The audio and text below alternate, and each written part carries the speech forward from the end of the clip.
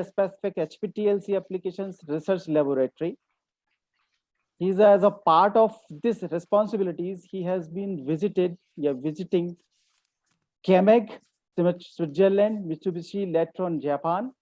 He has delivering numerous lectures on HPTLC overall India. He is a co-author of a poster on HPTLC MS put up at ASMS 2015 at St. Louis, USA. So here I would like to welcome sir and request to you to say words or grace us your words to the participants and uh, others also. Thank you very much for that very gracious introduction, sir. My name is Akshay Charegaonkar. Good afternoon, everyone, and welcome to the Interdisciplinary ETHNO-SCIENCE WEB-CONCLAVE, organized by Truba Institute of Pharmacy, Bhopal. Thank you for joining us. Today's topic is biologics and their impact on the pharma industry. It's going to be a wonderful session, and along with all of you, I also look very much forward to the same.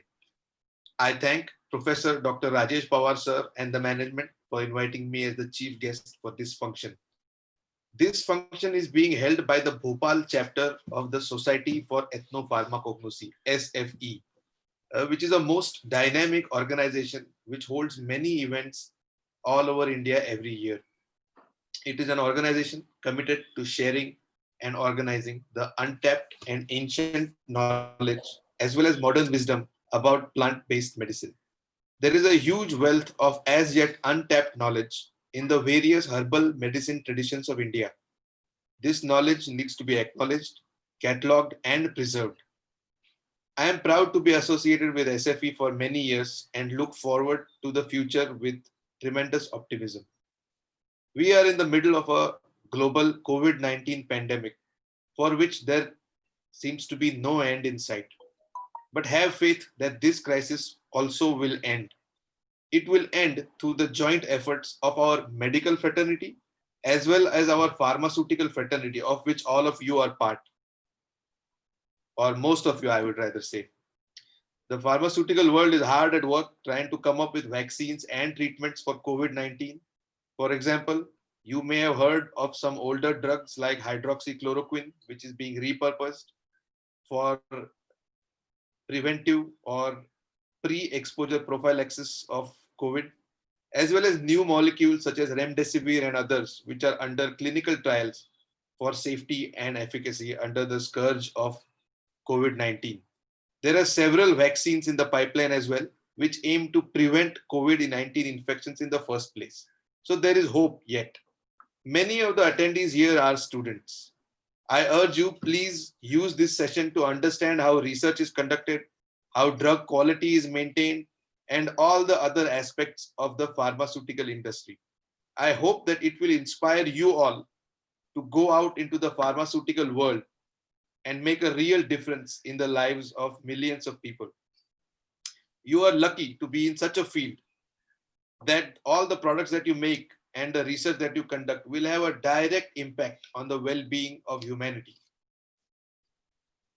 Even when India was under total lockdown and curfew, the pharmaceutical industry was under no such restrictions. This shows the importance of what you do as people look towards you with hope, even during the worst times. At my company, our company Anchrome, we have always had a policy to be closely associated with the educational sector and to support teachers and students in their analytical endeavors. For that, we have operated a state-of-the-art HPTLC laboratory in Mumbai since 1992. And in 2019, last year, we have doubled it in size. We have all the latest Chemeg instruments and software, and 15 analytical scientists work in our laboratory doing only HPTLC, including 3 PhDs, including one of my colleagues, Dr. Saikat Malik, who is going to speak after me. We offer free training to any professor or student who wants to come to our lab and get trained and certified. And we offer subsidized analysis. You are all welcome to contact us at lablab@anchrome.in for your analysis as well, to take advantage of this facility and to visit us after the lockdown is over. Like all of you, I am also looking forward to the talk of Dr. Mayank Thakur sir, Unit Medical Head, Medical Affairs of Sanofi in Germany. I thank him for sharing his valuable time to be with us today. Biopharmaceuticals are an exciting area of focus in the pharmaceutical industry. Companies all over the world are spending hundreds of billions of dollars on these products, which can include a broad spectrum of therapies, such as thrombolytic agents or other blood factors, hormones, insulin, glucagon, growth hormone, gonadotropins, interferons, vaccines, monoclonal antibodies, or other additional products, such as tumor necrosis factors for the treatment of cancer, other therapeutic enzymes, and so on. So it definitely promises to be a very interesting talk. I am very much myself looking forward to putting myself on mute and listening and learning along with all of you. So with that brief talk, I turn over the mic to my colleague, Dr. Saikat Malik, who will speak briefly about the technique of HPTLC, and then turn the mic over to Dr. Pawar Sahib for the further presentation. Thank you all again and wish you all the best. So, thank you, sir, for this wonderful introduction. I once again, on behalf of entire Ancon team, welcome you for this session, and we look forward to hear from our chief guest, Mr. Mayank Thakur, and we are waiting for this opportunity to listen from him. In the meanwhile, he joins us. I'll take this opportunity to brief you about this technique of high performance thin layer chromatography. So I have quite a bit of things lined up. We have dedicated sessions actually for this technique, but I will not squeeze in much of knowledge into this short time, and I just want to introduce you to us. So let me start with a very small. I have, very. Sir, I'm starting the sharing of my screen. So. Yeah. Just a second. Yeah. So I have started sharing a portion of my screen so that you all can see what I want to actually highlight to you. So just a minute, I'll just tune up the settings. So as you know, let me first start with what is HPTLC and who are we. Let us introduce with that. We have been in HPTLC since from 1978 to 2019. We have been integrated to this technique, and our work has revolved largely around this technique. This technique revolves around planar chromatography. It's a form of science of separation. Now, when we are talking about biologics, they are very heavy molecules which are there, and they need to be separated onto, generally reverse phase techniques are used and things like that.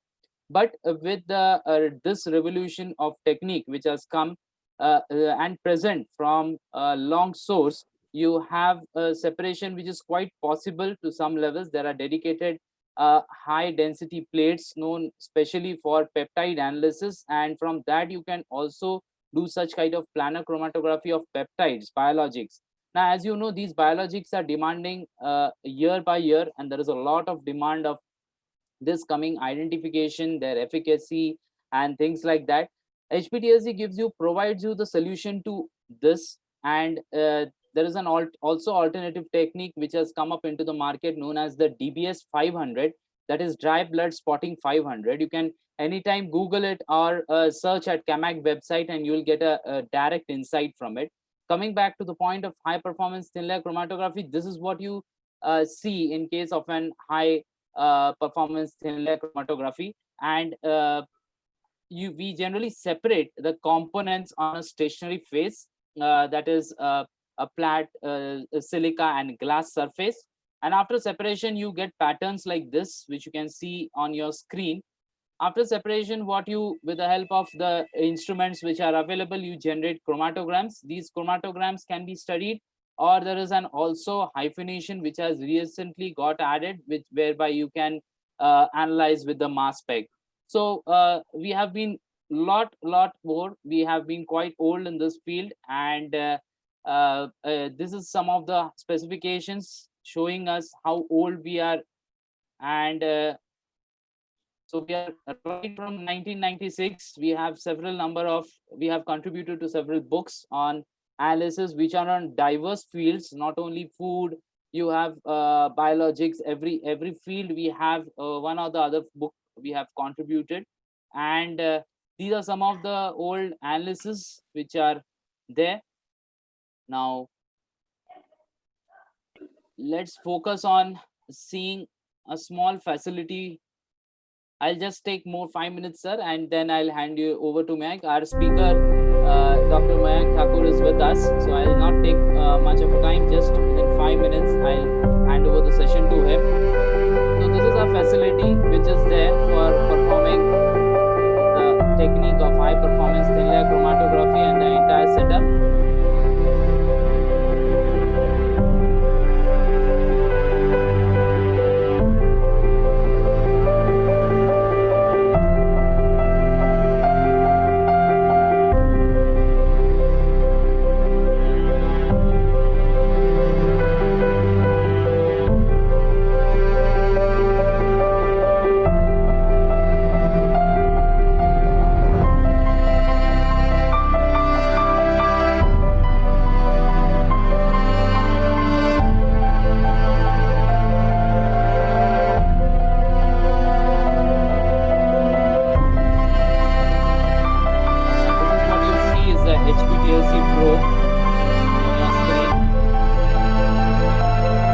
Like to show you the latest instrumentation that has come up in HPTLC, which is totally automated.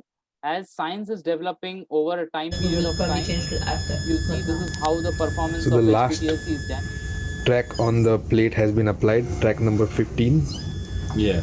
Now the needle has gone for rinsing. The plate is now finished. You can see the plate is coming out. It is moved to the transport automatically. And now it will be fed into the developing chamber. It's asking for the second plate. And the second plate is also going in. So you can see the automation. So this is the latest development. We are doing two analyses back to back. So the second plate will now start being applied while the first plate is being developed. Actually, your video is not visible to a participant. Okay, okay. Yeah. Okay. Is the screen visible? I have right now showing a screen. Is it visible? Yeah, I am visual to you. Is it? I mean, I can see that. So yeah, I could see. Okay. So this is what in the older times we used to do the capillary spotting and things like that. Over the generations, instrumentation evolved, and now in the latest age, you have total automation. You get results like this. The imaging part is, everything is a very scientific approach, and somewhere later on when we'll have a session dedicated on HPTLC, I can show in detail what happens and how it happens. So it has been evolving over the years, and after 2017, the USP regulatory guidelines also makes it official to use this as an official technique. Now, when we come to biologics and all, we have analyzed metabolites resulting from biologics. And recently we did a study for one of the colleges in Mumbai, where they were interested to isolate a bacteria which was degrading a dye. And that dye, whether it is degrading 100% to what percent is, these kind of studies we have already done. Even few metabolites we have studied. So anyways, I will not move into much details because I have very dedicated of slides. And now with this short introduction, I will now hand over the session to our, may I hand over it to Rajesh Pawar sir, who can now introduce our speaker to us, and we can have this session going in. So thank you very much. Hope you had a nice briefing. You can access our YouTube channels, our Facebook and LinkedIn IDs. Also, we have a total instrument display on the YouTube channels. You can anytime log in and find out. CAMAG or Anchrome, you can type any one of these and find out. So thank you very much. And with this, I exit from this part and I hand over the session to Rajesh Pawar sir. Thank you, sir. Thank you, Shakat sir. Now I would like to discuss about our speaker, our resource person, Mayank Thakur. He is connected with us. So welcome, Mayank. Thank you. Thank you. Okay. So before going to start the session, I would like to brief about Dr. Mayank Thakur. Mayank Thakur is a pharmaceutical scientist, unit medical head, unit medical head, medical affairs, Sanofi.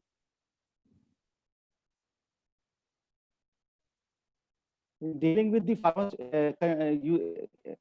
work as a pharmaceutical scientist with more than 15 years research and 6 years of medical affairs experience. He's obtained Alexander von Humboldt Fellowship, Germany, Endeavor Postdoc Fellowship at Australia, North-South Dialogue Research Fellow at Austria, Visiting Research Fellow at US, University Grant Commission. He's obtained University Grant Commission, it's SRF and JRF from in India. W1 professor called Free University Berlin and German Research Foundation project lead, worked in global medical affairs and medical management. He's published 80 including 80 publications, including 5 book chapters. He's a reviewer of 30 journals, editorial boards, 5th international journals. They are working, act as an editorial board. They are connected with the editorial board.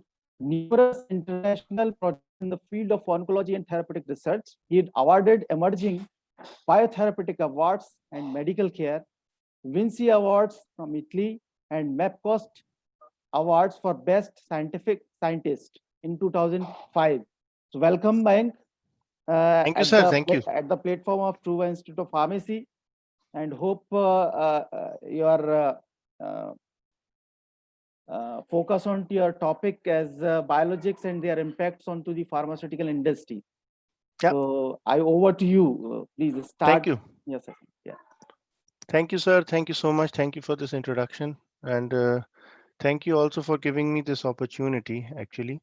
You see my screen or you don't? Yeah. You see my screen? Yes, yes, yes. Oh, great. Okay, because I did not see anything changing in my screen. So you see my presentation as well? Yeah. Okay. Yes, sir. So perfect.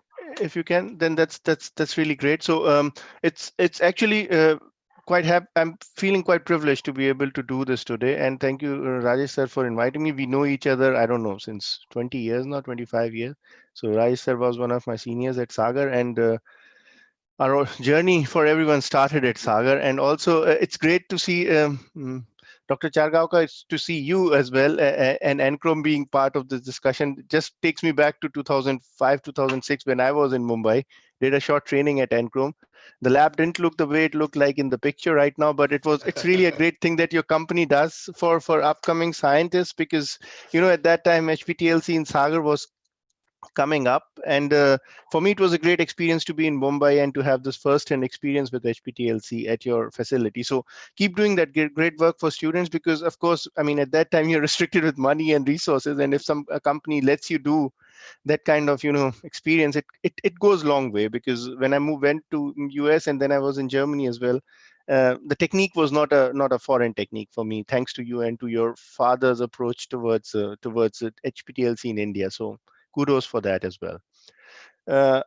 Yeah, so my topic today, I gave it a thought. I thought, okay, there are a lot of webinars, web series, and a lot of things happening. What is something which could be of added value for everyone? What could bring something to you guys who are sitting? I don't see you all, but you see me. And what could be something that could be worthwhile in terms of where are we moving ahead? What are we doing? What is going on in pharmaceutical industry? What are the things that could shape the world in the future? As a background information, I am a pharmacist, like you all, most of you all, I guess. I come from, I did my master's in pharmacognosy from Sagar, with Professor Dikshit. I mean, Dikshit sir is known to most people still. I mean, although he's retired, he's the godfather of pharmacognosy, not just pharmacognosy, but pharmacy in that region. And thereafter, I moved to various countries. During my PhD as well, it was a split PhD, and then various countries, various different formats. Worked in phyto part as well, but also moved on to biologicals too. So without much ado, I would just forward now the aspect to biologics, because, and the reason why I switched to biologics and wanted to talk about biologics today is because they are really shaping the face of pharmaceutical industry.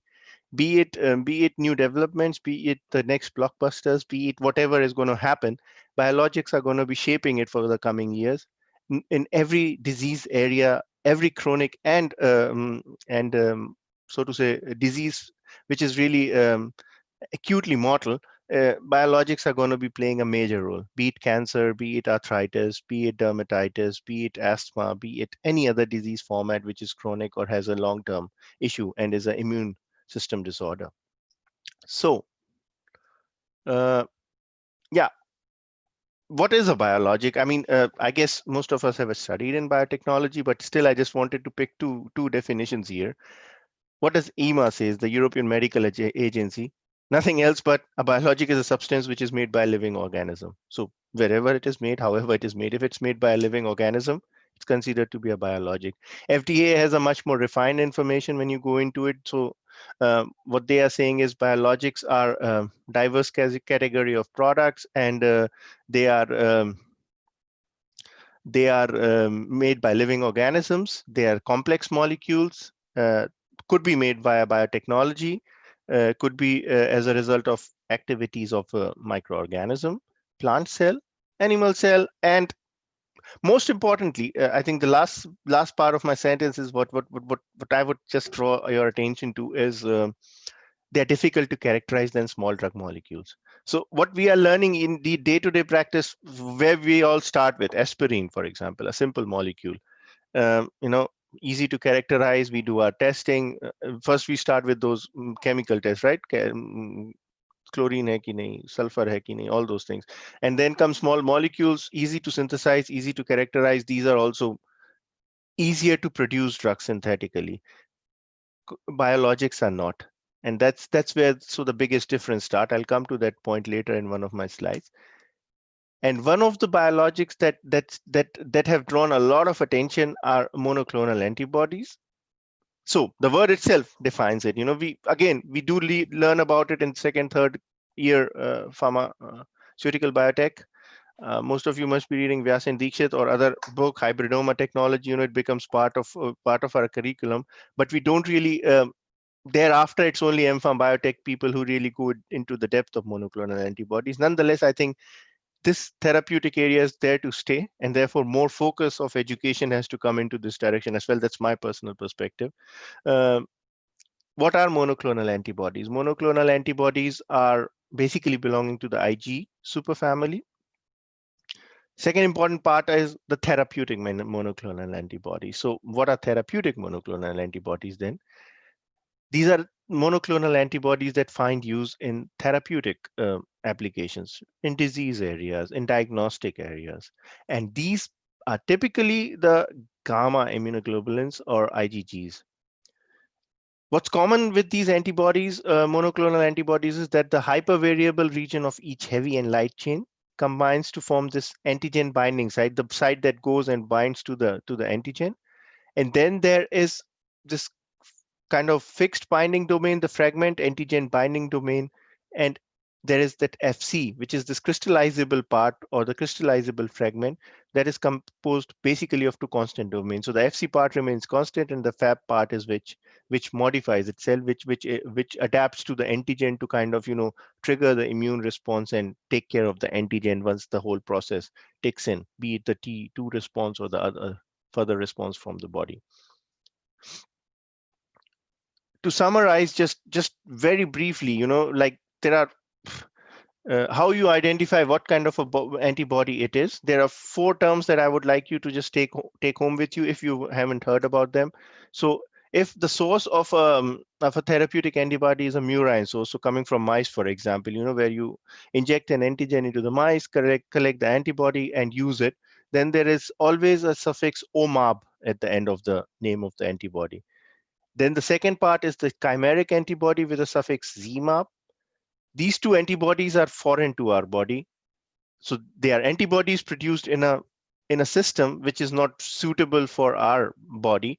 And whenever it reaches into our body, they generate a kind of antibody against the drug. So the drug antibodies you inject, you want these to work as therapeutic agents.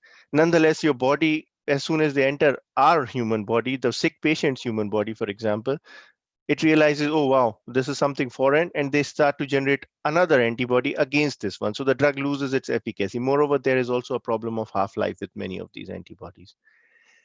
As technology developed, humanized antibodies, which is like up to 70% to 90% human with the fixed chain and the in the antibody came into existence, and then of course the completely human monoclonal antibodies, which are more or less the trend and the commonly used therapeutic antibodies as well.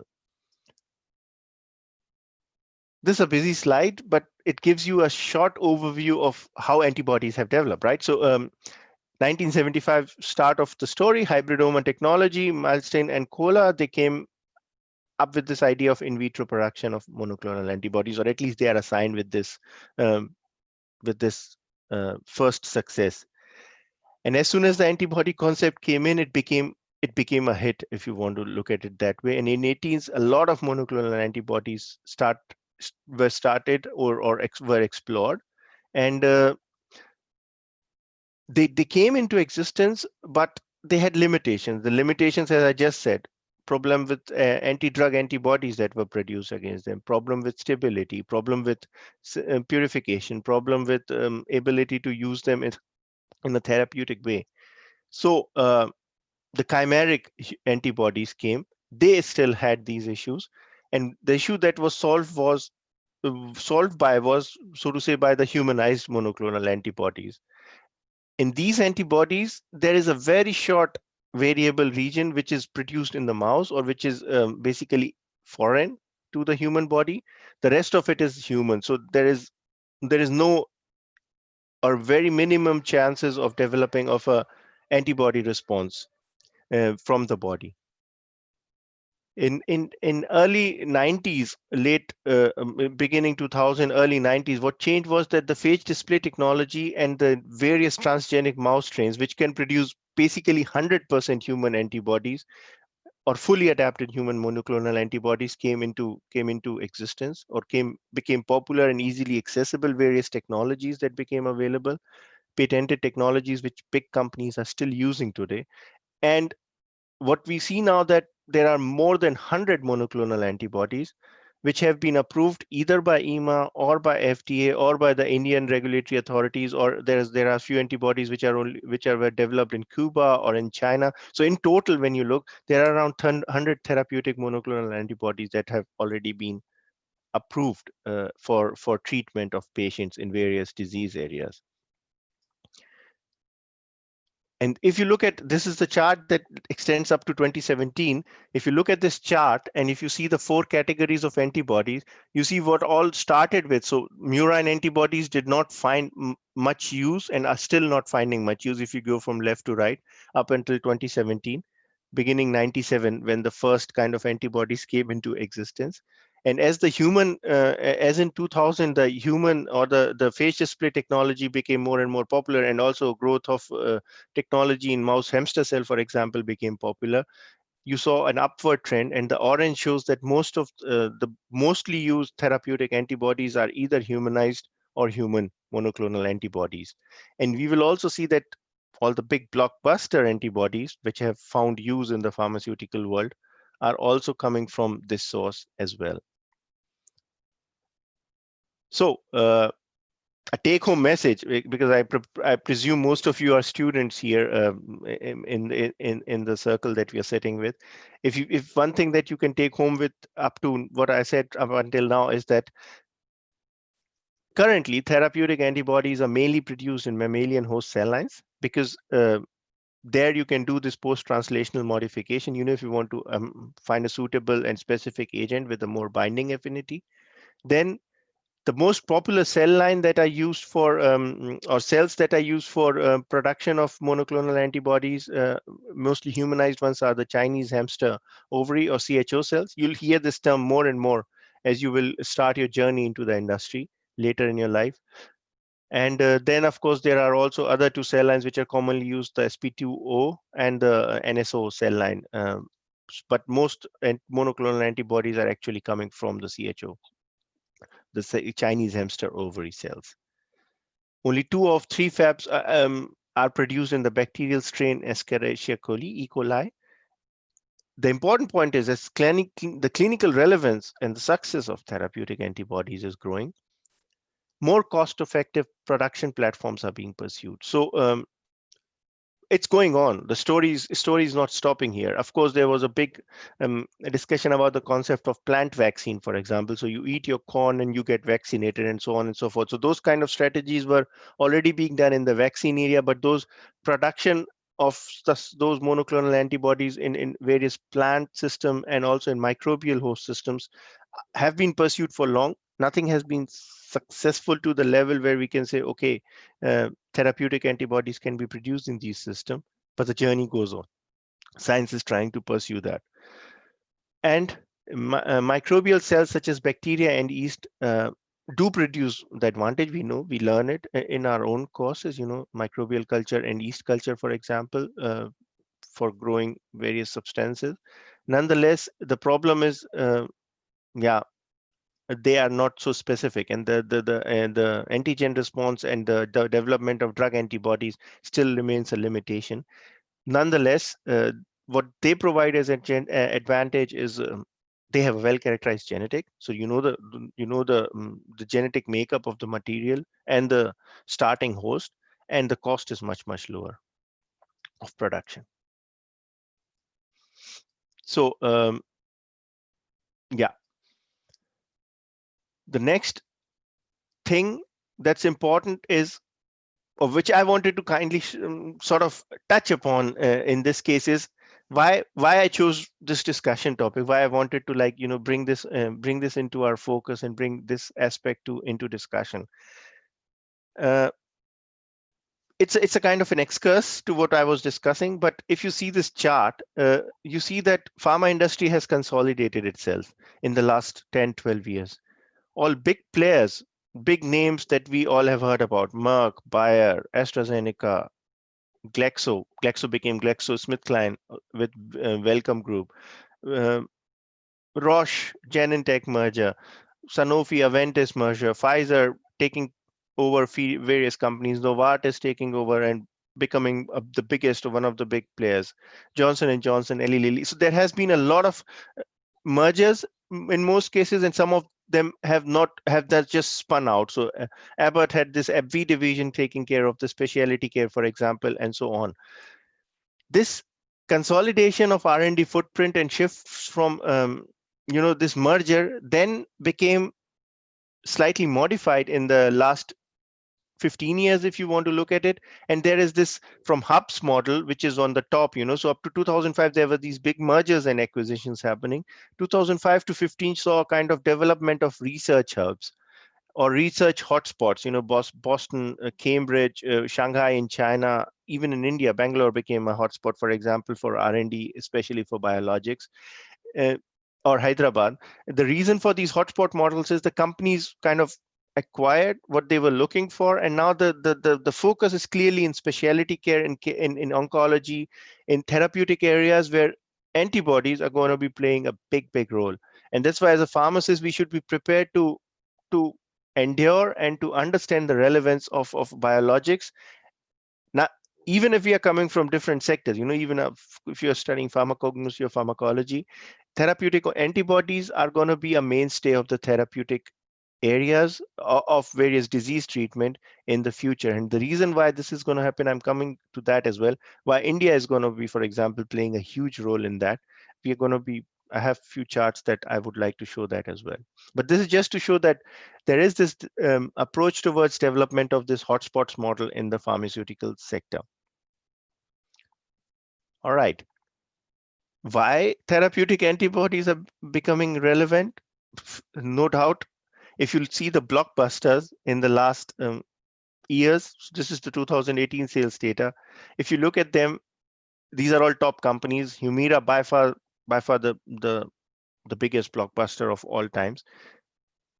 They are covering a huge percentage and chunk of companies' profits for most of the companies. And 6 out of these 10 blockbusters, if you look at them, they are basically therapeutic antibodies, which are either human or humanized therapeutic antibodies. So yeah, there's no denying that they are the mainstay. That's the focus area as well for many companies. And if you see the therapeutic cost of each of them, they are expensive therapies, nonetheless very effective therapies as well, which shows the relevance of therapeutic antibodies as a key revenue generator in the future. All right. So this chart is kind of, I apologize for the size of what's written there. Nonetheless, if you just go into the details of this chart, you see there are I've just listed the top 10 therapeutic areas or top 10 therapeutic antibodies that have been the biggest blockbusters, and how many indications do they have. Take, for example, adalimumab, so the Humira from AbbVie, for example. It's like they got an indication after another in various therapeutic areas, because one antibody does not just function on one system. Immune disorders could have triggers and effects on various body organs and various diseases. And that's why they do not end up with one indication, but the product keeps generating various indications for itself.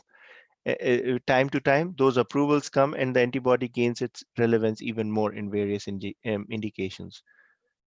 Then nivolumab is the second one, or Keytruda, for example, in the treatment of cancer in various cancer types is an important example of a blockbuster. Then we have a few others. So for example, trastuzumab, Herceptin, very, very popular drug from Roche. One of the biggest blockbusters, Avastin or Rituxan, the rituximab, these are known antibodies for most of us. They have become part of daily educational significance of therapeutic antibodies. So is infliximab from Johnson & Johnson. And then, of course, there are a few others like ustekinumab and eculizumab, and various disease areas. So for example, Stelara has psoriasis or psoriatic arthritis in focus. And when you go into omalizumab, for example, which is number 10 from Novartis, they had focus on asthma, also pediatric asthma then later on, and also in CI urticaria, so chronic idiopathic urticaria, for example. Developed by Roche, but also part of Novartis's portfolio as well.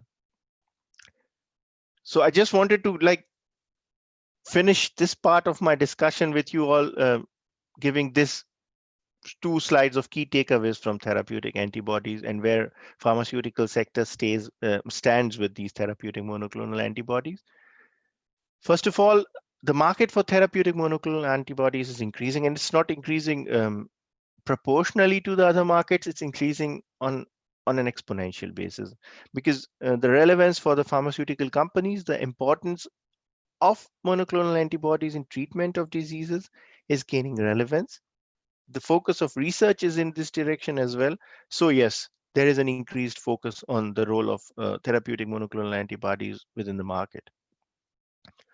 Now, what's even more important is that the therapeutic stereospecific, so more specific and more better binding ability, if just putting it in layman's term, with a higher specificity and affinity for target antigens is being approached, putting it this way, and we are reaching there with the technology that is at our hand, which comes to the point of recognition of conformational epitopes. So general antibodies monoclonal antibodies now show specific affinity to primary structure, which is via the 2D recognition. But with the stereospecific antibodies under development, they have very strict specificity, not just to the primary protein structure, to the primary antigen structure, for example, but also the secondary and tertiary, because protein has primary, secondary, tertiary structure. And if you have much more affinity via this 3D recognition, it fits well. It has much more higher affinity. And that affinity is basically going to be displayed in the higher therapeutic efficacy, even at a lower concentration of the therapeutic antibodies. So that's primarily the focus area which is taking us forward. And of course, the future therapeutic medicine. So what will happen is, or what is anticipated to happen is that the stereo-specific targeting will contribute to selective production of stereo-specific monoclonal antibodies targeting really specific areas of the immune process, so to say. They will provide novel therapeutic approaches, already have and will in the future as well. But what the added advantage would be that they are going to be able to retain the conformational structure of the protein, which will remain intact. And what will happen is we'll have more of these bispecific and catalytic antibodies. So antibodies that can target a specific zone or a specific area of a antigen binding site or of a receptor, and they may not just block one interleukin, one process. For example, they may be bispecific because there are certain domains which are shared, for example. So those kind of technologies are going to be more and more approaching or upcoming in the coming future. Now I come to the next part. So I hope this part of therapeutic antibodies so far was clear enough. I don't see any faces, so I hope still the things are interesting for everyone. But nonetheless, I thought it was relevant to understand what role therapeutic antibodies are playing globally. So why this aspect is very important. Now I come to the second part of my discussion, or second part of my talk, which I wanted to focus here on, is the role of biosimilars. And I think the most important thing with biosimilars is that India is going to be playing a major role here in the field of biosimilars. And because there is a big patient population in India, so there is a lot of medical need, unmet and partly met medical needs. So therefore, biosimilars are going to play an important role. Secondly, many antibodies will be losing their patent. And so biosimilars are going to become more and more relevant and will be produced as well in India. So that's why this is the second aspect of my talk. I'm drifting from therapeutic monoclonal antibodies to biosimilars. Biosimilars have three important facets. First of all, there is a reference product, which is mostly the case with generics as well. You have one company which had patent for, I don't know, aspirin in 30s or whenever, and then everybody knew, oh, this molecule can be synthesized, and they created generics for that. Similarly, there's a reference product for the therapeutic antibody as well. When you look at FDA's definition, a reference product is going to be the single biological product which was already approved by the FDA, and the other biosimilar products are going to be compared to that for therapeutic efficacy and also for clinical safety. Then comes the biosimilar product, which should actually then reduce the price, increase the market availability of this substance, which basically should be very similar, if not 100% similar, highly similar, and has to have the same clinical efficacy. And this is where the difference between generics and biosimilars come in. I will come to that in my next slide. And then there is, of course, something called interchangeable product, which is basically they will not share any equivalent structural specifications. Nonetheless, they will meet some other additional requirements, and they will be considered as interchangeable products. These are the FDA definitions for biosimilar or interchangeable product. And before we kind of make a wrong assumption that biosimilars are nothing but generic drugs, there are two important points. So very vaguely assessed here, just for the simplicity of understanding, that biosimilars and generics can be considered up to 2 or 3 points similar to each other, where biosimilars and generics are supposed to provide more affordable treatment to the patient. Clearly, for developing world, it's going to be a very big challenge to have those expensive treatments, and biosimilars make this life easier. The approval processes for both generics, which in case generics is much more easier, are approved through an abbreviated process, which means that they have a shortened approval process. And some of the expensive aspects of clinical trials, so say phase 1, phase 2, phase 3 studies, can actually be avoided in most cases. But that's where the similarity ends. Because for generics, you can simply do a bioequivalence study, and you can bring the product to the market if you can show that the product comes into this bioequivalence domain. Whereas biosimilars must demonstrate that a biosimilar is highly similar to the reference product. And Importantly, there shouldn't be no clinically meaningful difference between biosimilar and reference product in terms of safety and efficacy. So this makes the specifications for biosimilars complex, difficult, and also kind of needing specific skills from the pharma side, from the industry side, to make biosimilars a success. So they're not as easy to make as, for example, chloramphenicol tablet or some other molecule which was patented some time back in I don't know 100 years, 60 years back, and that you now easily can manufacture it because you can buy the synthesized product. Synthesis is easy to characterize. Analysis is easy. We do it in our bachelor's and master's projects, and then those can be formulated into drugs. And why is that so? Because you can see this big molecule, that's a monoclonal antibody, pictorially represented here. And in this small window here, this is basically the basic aspirin. So, synthesis, most of us, all of us should understand chemically, it's easy to synthesize or easy to obtain. To characterize and make something similar to this one and to come to that process, without infringing on any patented technology, for example, it's a tough one. And that's why monoclonal antibodies and preparation of biosimilars needs a lot of focus and a lot of attention. So yeah, biosimilars will become important, have already become important, and India is going to be a global player. There's nobody doubts that, nobody can doubt that, because biosimilars are paving the way for the pharmaceutical industry in India. They are the next big benchmark, so to say. India dominated the generic drug market, the supplies market, if not the API, but still the finished product market, with various companies very, very successfully having various FDA and other approvals, EMA approvals, as well as local domestic supplies. This thing is also foreseeable for the biosimilars as well. Which are the disorders which are going to be initially of primary focus? They are going to be blood disorders, growth hormone deficiency disorders, then chronic and autoimmune disorders, diseases with chronic underlying chronic conditions. Oncology is going to be a major focus, and then there are other disease areas, which gastro and other areas which are going to be focus of the biosimilar market as well. Importantly, India will have the potential, has the potential, because there are many companies approaching that. If you look at a report in 2016, because that's the last reference that I could find in the short time that I had, there's going to be a 240 billion. I think this opportunity has risen up to $300 billion globally for the Indian biopharmaceutical industry. And this market in India itself is supposed to grow exponentially or dramatically as well by the end of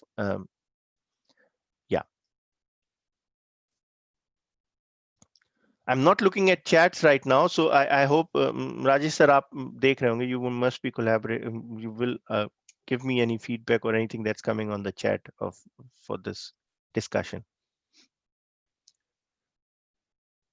This is the next important part, which I wanted to slightly show how is India performing in terms of the biosimilar hubs and where we are positioned.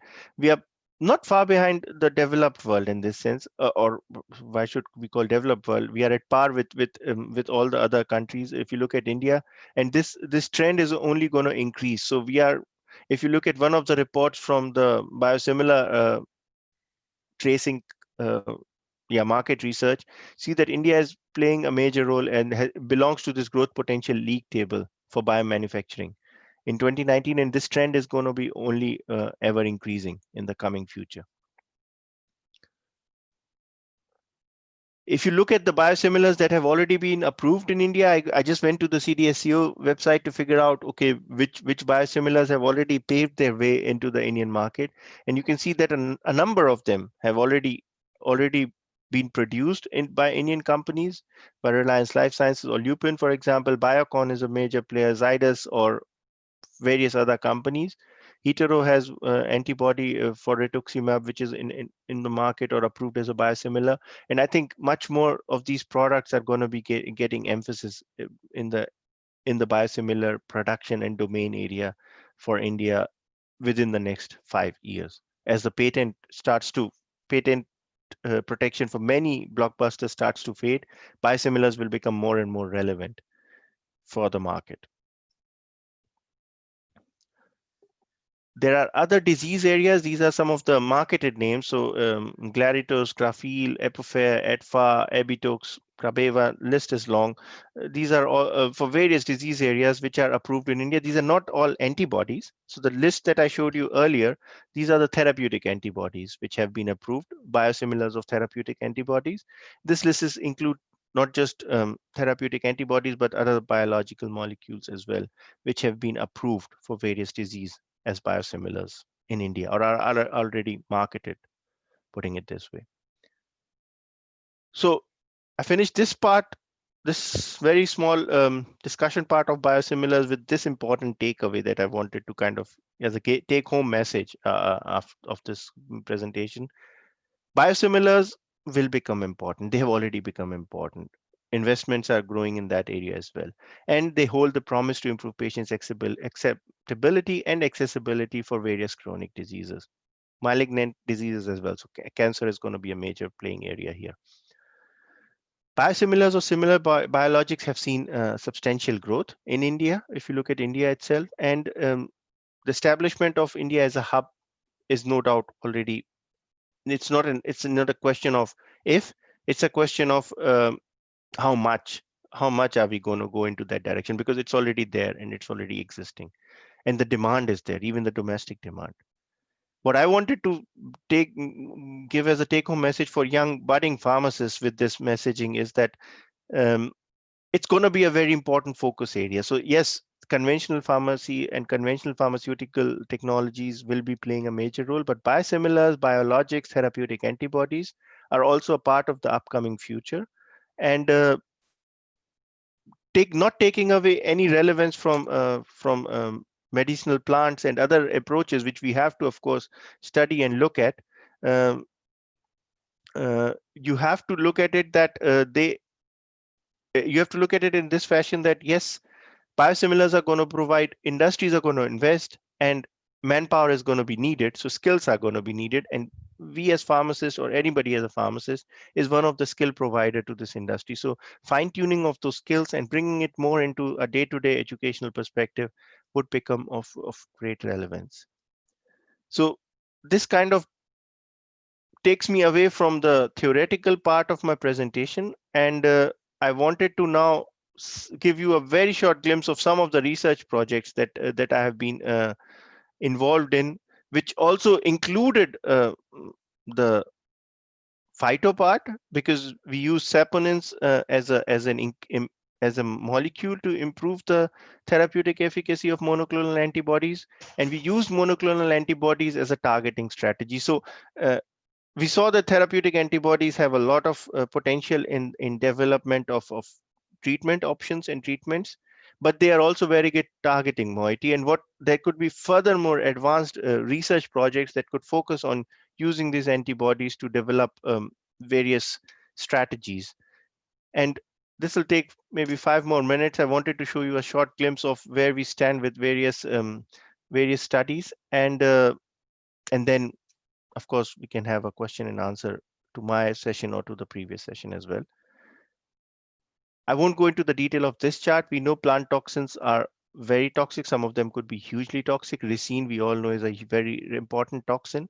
But toxins have like A and B chain bridged via a disulfide bridge. And this B chain can actually be replaced by a therapeutic antibody, which we can then couple and use it as a targeting moiety, which will enhance its ability to work within the cells, within the body, and also provide specific targeting domain for future therapeutic areas. For example, these are listed some of the important toxins which have been used, which can be used in the therapeutic treatment of various diseases.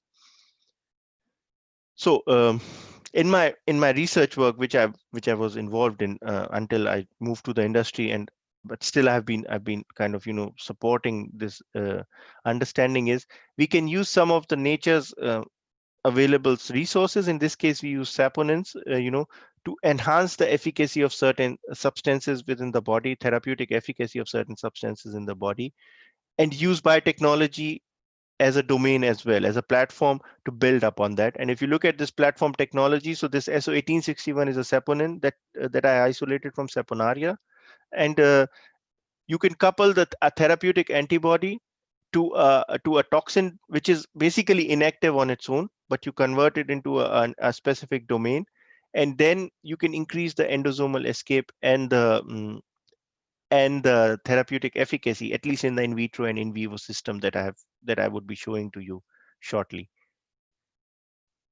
This is a difficult, colorful curve to understand unless you have a slight amount of explanation associated with it. What basically is to show is the curve when it's growing up, any curve, then it shows that the cells are growing in a live setting. So you basically seed the cells in a plate and you let them grow. And when you let them grow, the curve keeps growing, or it reaches this plateau phase here, which you see, which basically this plateau shows you that yeah, the cells are proliferating and growing. With these curves going down, when you add a substance, in this case, we used a coupled toxin with therapeutic antibody and a saponin was added, you see that the toxicity starts to show its effect.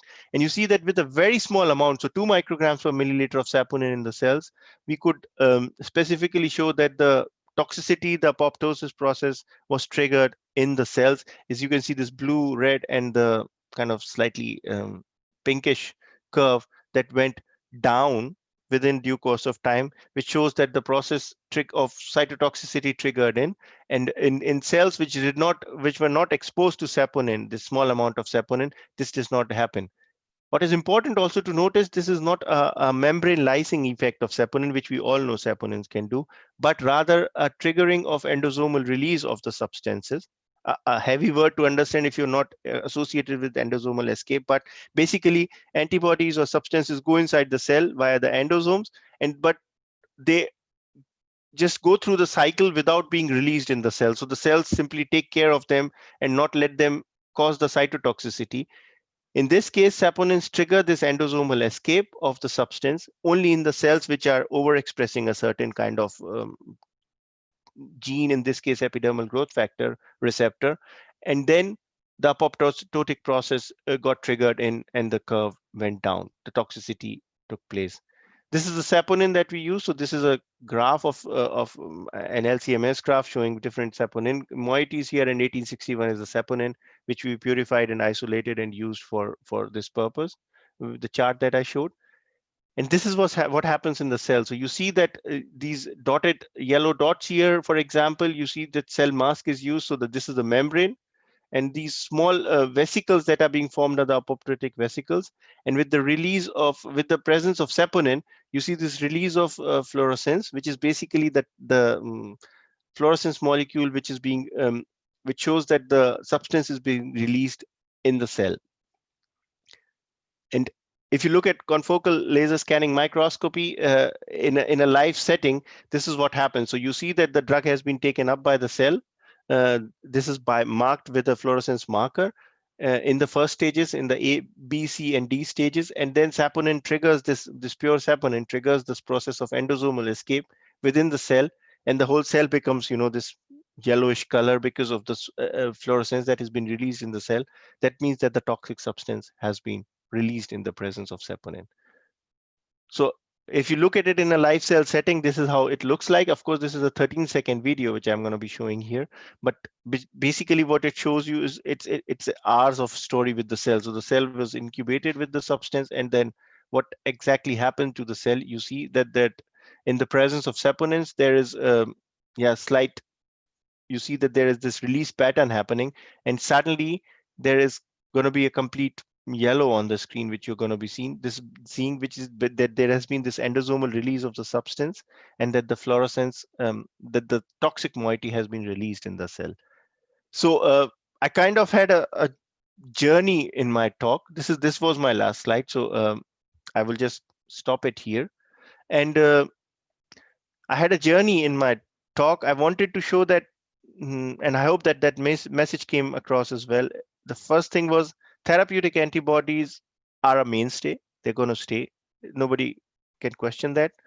The focus of pharma industry in that direction is further growing. So that's part one of the story.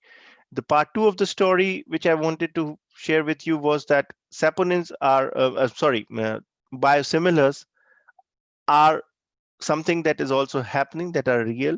and that they are going to be even more even are going to gain more traction and more attention in the upcoming future.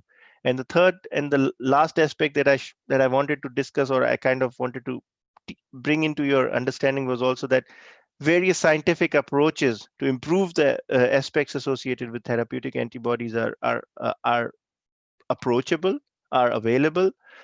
One of them, which we pursued in our lab, and I was almost 4 or 5 years engaged in this research extensively.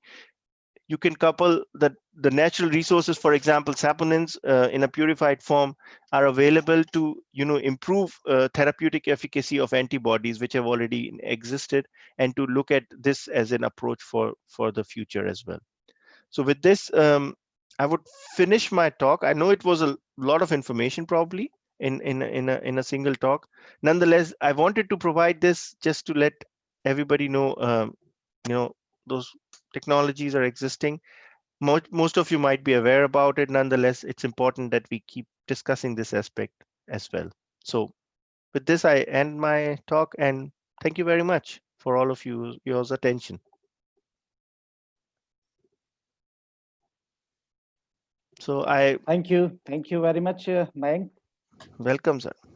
Very nice presentation, and the way of presentation I like very much. Your the talk is very much nice. This is I would like to summarize your talk. You're very well give our information about the biologics. What are the biologics, and what is the correlation between the monoclonal antibodies and therapeutic antibodies?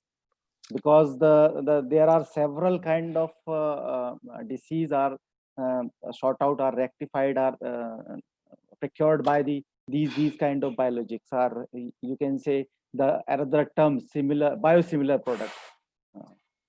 So just here I would like to have some questions to you from the participants. Mayank, Yes. there is only one question I see in the chat.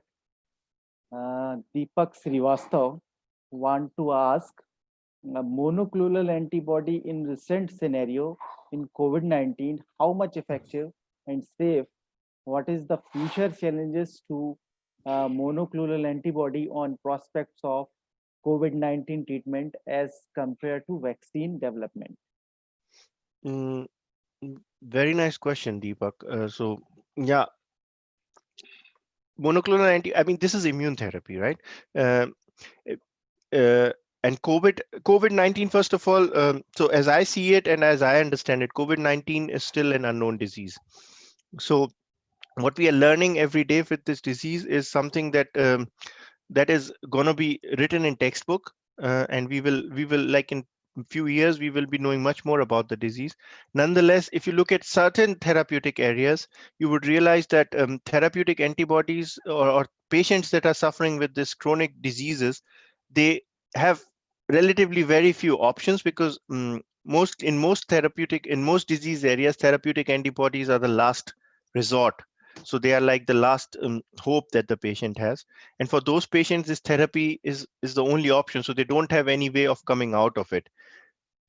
As far as COVID-19 treatment is considered, there are at least 2 or 3 antibodies which were kind of promoted extensively for as a possible therapeutic option. Especially anti-IL-6 antibodies came into focus because this was the pathway which many considered to be relevant. I haven't seen any positive results so far coming out, or at least in most cases. Nonetheless, I think there will be one or the other pathway which will overlap, and that will be useful for COVID-19 treatment, but none that I can say of right now. Yeah. Okay. I would like to allow Malik sir to ask the question, to unmute yourself. Malik sir. Yeah, thank you, sir, for this wonderful talk. I'm not into much of this subject, but I just had one short question. Do these type of therapies have any side effect to patients? Because you said it is the last resort which is given into the patient.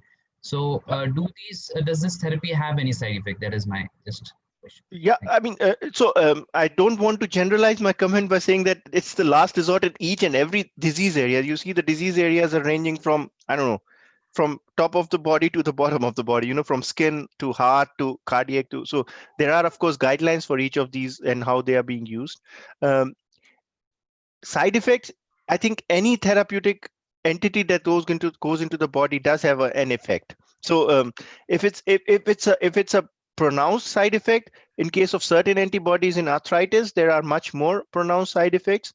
In certain other fields like asthma, for example, the antibodies that are in the market, the effects are much more lesser. So like injection site reaction, which is common because you know you're going to give a foreign antibody with substances that are going to be making it safer. So those are common aspects, but there may be some other biological processes that you may also be stopping. So those effects are to be seen.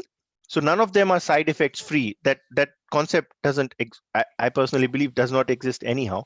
But side effect free is no treatment. You know, you are impacting a certain aspect of a therapy, so you're going to be impacting it at some other part of your body as well.